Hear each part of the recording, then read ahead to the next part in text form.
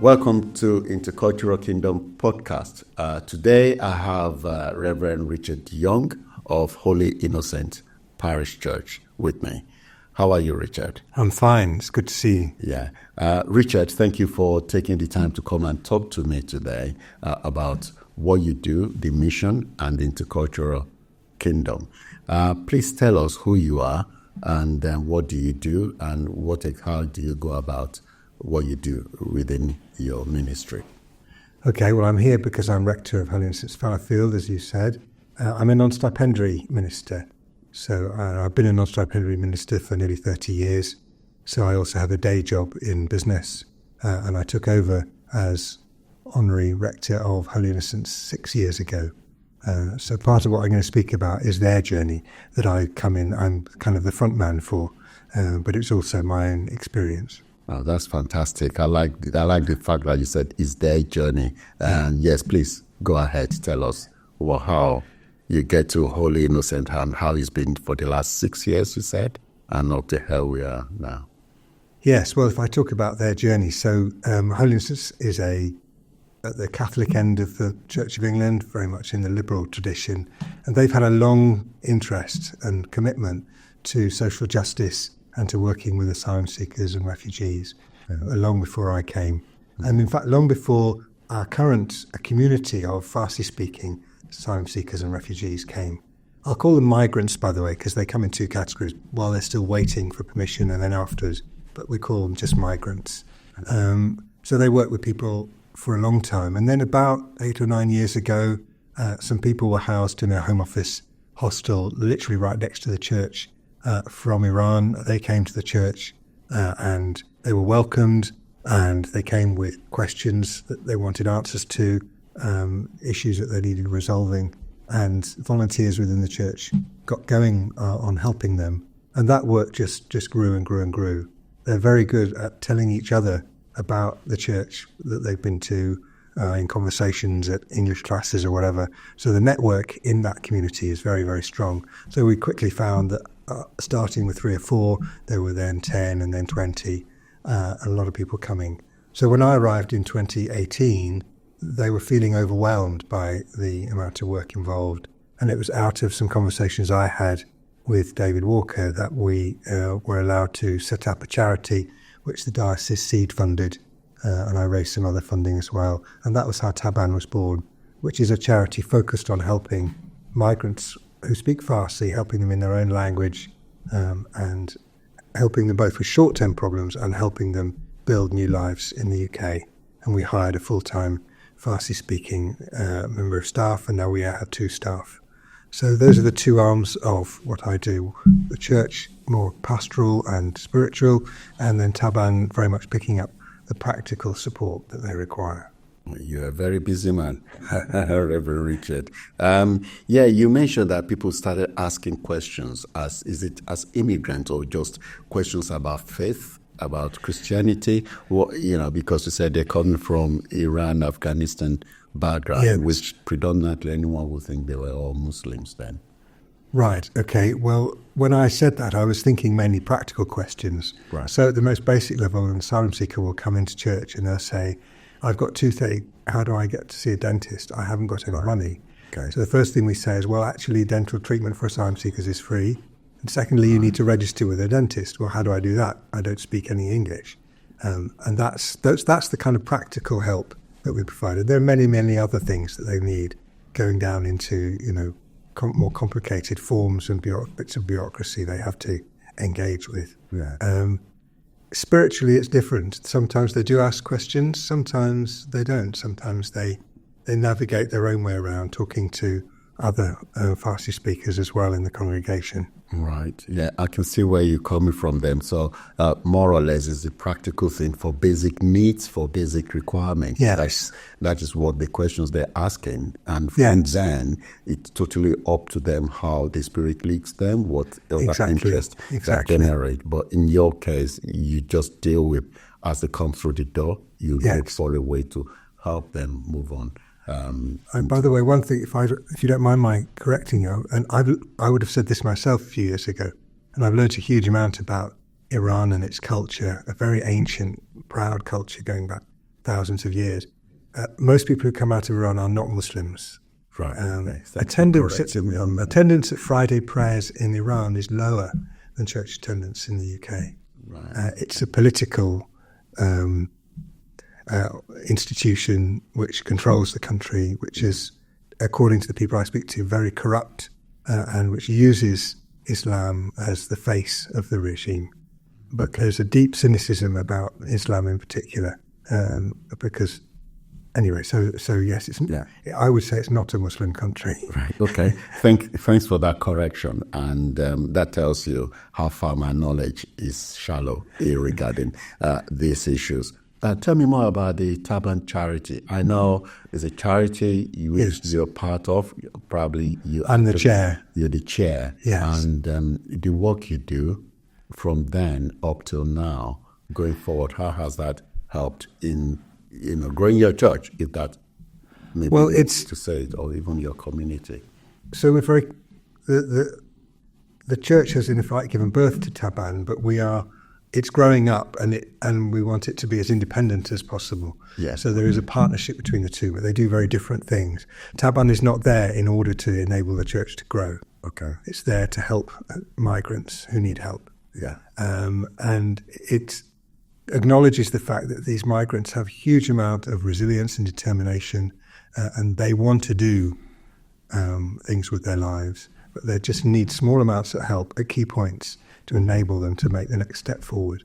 And that might be to do with, as I said, a GP appointment or registration. It might be to do with thinking about getting work. It might be when they get their visa and they're given 28 days to vacate their accommodation and they don't know where to go. There are points where they flounder unless they've got someone who can say, this is how the system works. And that develops onto more long-term work. We've been fortunate that some of the many people we've seen we've been able to work with on a much more long-term basis and seen them really flourish in terms of their going from being an asylum seeker to having good jobs, bringing their families over, whatever it might be, achieving significant goals. So Turban's approach, in one sense, is purely secular and practical, but it's actually deeply informed, I think, by the Church's approach, which is that we see ourselves as enabling and facilitating the practical support as part of our mission. I think in our tradition, mission is much less about proclaiming and teaching. It's much more about practical help and noticing and answering questions when they arise. Right. Okay. Okay. Now we are talking about Intercultural Kingdom. We're all building the kingdom of Christ the way it is. And I put intercultural as a phrase to qualify it in a way that how do you understand interculturality within our churches the way we do go about it right now? For me personally, I think the first thing to say, I've been on a journey. So I am at the apex of white privilege in this country. Okay. And I come with all of the biases that I'm having to become aware of slowly and relearn that go along with that. So this has very much been a learning journey for me. I think there are many ways in which there are things we get right at Holy Innocents Church in terms of that sense of welcome. I've spoken to people who've come for the very first time only a week or two earlier, which for me is a strange thing to try and understand, because obviously I've been going to church since I was born. And they talk about atmosphere, an atmosphere of inclusion, of welcome. They're not that interested in the words. Of course they are, but the priority is a sense of which that this is a prayerful place, this is an accepting place, this is a place where they are able to be themselves, and also a place where they can find some peace, some stability. Yeah. In some senses, a place of sanctuary. Yeah. So that's one of the things that I've learned. I've learned many things from the people who've come, from their dignity, their willingness to help each other. And I suppose, I'll stop there, and you ask me what you want to say. It's fine. The word I want to pick out is the phrase atmosphere.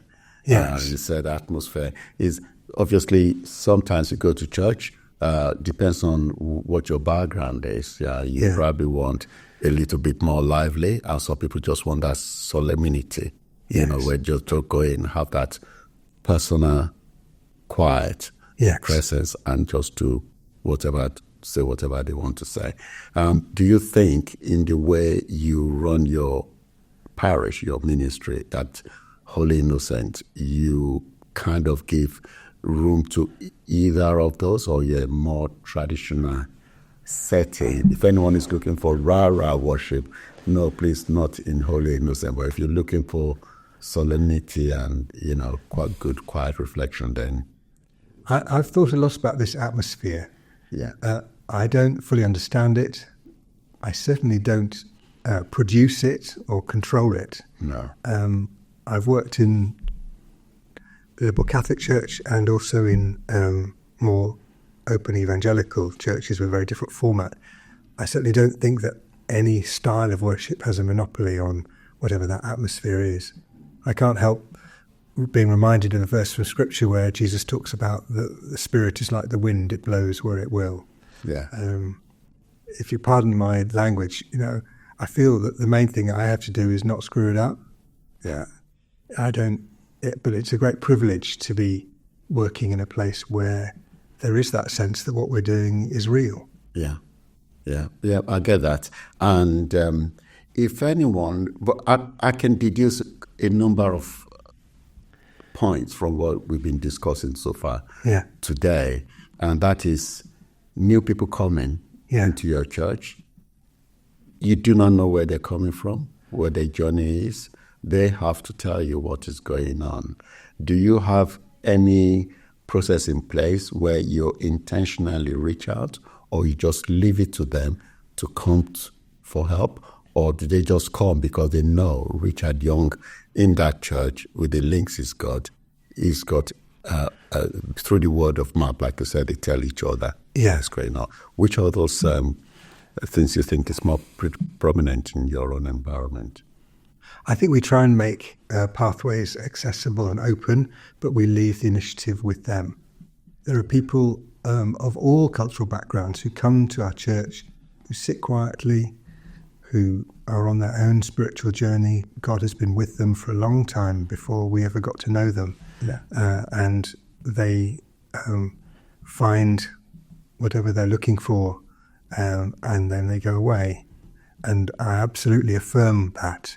And it's not up to me to know necessarily quite where they're coming from. I find that when I do have conversations with people, I'm often amazed at how rich their journey has been long before they've ever come into church. So I see God working mostly outside the church, if you see what I mean. Yeah. We do create pathways where they know they can come, they have questions. We're currently running a half hour after church. Our service ends at 11. People socialise for half an hour, and 11:30 we have a half hour of discussion in Farsi mainly, but also in English, where we introduce a theme that might be related to the sermon from that morning, and people discuss it first in twos and threes and then in a bigger group, and that helps a little bit in terms of them being able to share their insights with each other. But much of what happens without me either initiating it or directing it. Right, that's interesting. And what advice would you give to someone like Richard Young, a parish priest, somewhere else within the diocese or within, listening to this podcast regarding making people from other cultures and heritages feel welcome and belong into their parish, if that's necessary at all? I'm not sure. I suppose the kind of words that are important to me is about noticing what God is already doing. Okay. Seeing people as people rather than of any particular background or culture, paying attention, letting them be.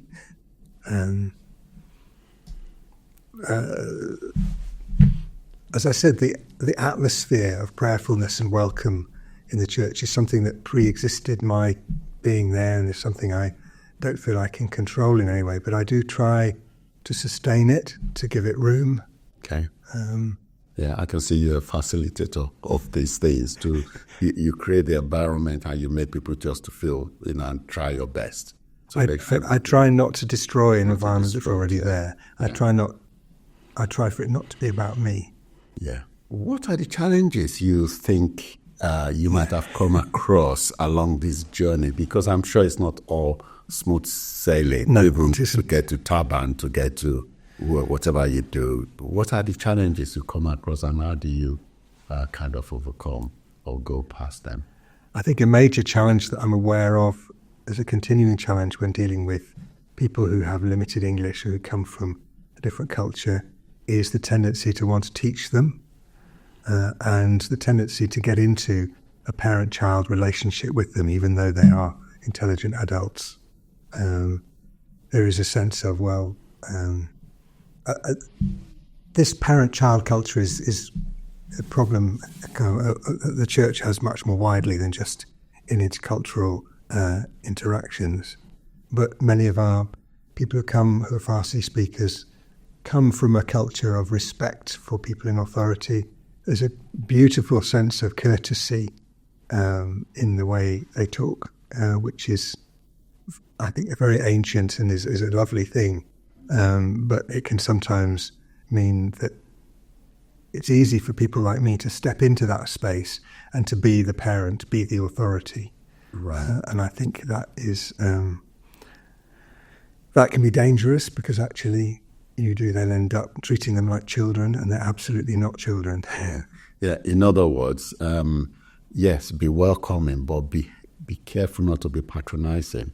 Exactly. In the way you act towards them and react to them as well. Like you said, they're very proud, especially from the culture you're referring to, the Farsi speakers culture, Persian, very ancient, very proud set of tradition they come from. Yes. So, it's not the first time I will have heard that within our church, that people are scared to talk to strangers because they do not want to be seen as if they were overbearing, or they want to assume the role of, I'm there like the colonialism or something like that. But still, to mix things up, to bring cultures together and make them live beside and interact with each other. Do you think there is still that element of intentional curiosity matters? It does. And there is still within our church, if I notice what's going on after the service, there are still the interactions between the Farsi speakers and the white British congregation are there, but they are not. It's not homogeneous by any stretch. So there's still, to some extent, two groups where the threads across are fewer than there are within each community. That's a challenge, but then also that's a reality. And I think one of the reasons some of the Farsi speakers come is they get to speak to other people from their own culture, and there's something actually quite comforting about that. So it's natural, is it? You want to speak to that speaker. Yes. So we're talking about language barrier as one of the challenges that everyone will come across for the first time. Yes. I know you're not Farsi speaker, are you? No, I'm not. Right, but obviously if you have to meet such a situation to talk to a new family or a new person coming, you have enough helpers within the church to bring along to the translation and interpretation. That's right, yes. Okay, that's very good. Richard, thank you very much for your time. Anything else you want to share with us as part of your wisdom in this journey and bringing our communities within the church setting together? Yes, I suppose I come back to my theme about parent-child behaviour. I'm a vicar, so I'm probably going to end with a verse from Scripture, but Please. I'm just conscious of the fact that there are different ways of knowing. We have people in our congregation who know far less in terms of Bible verses, theological understanding, Scripture, whatever it might be. but they have a different kind of wisdom. And I come back to a verse that's been with me for many years, but from St Paul, when he says, knowledge puffs up, but love builds up. That's incredible.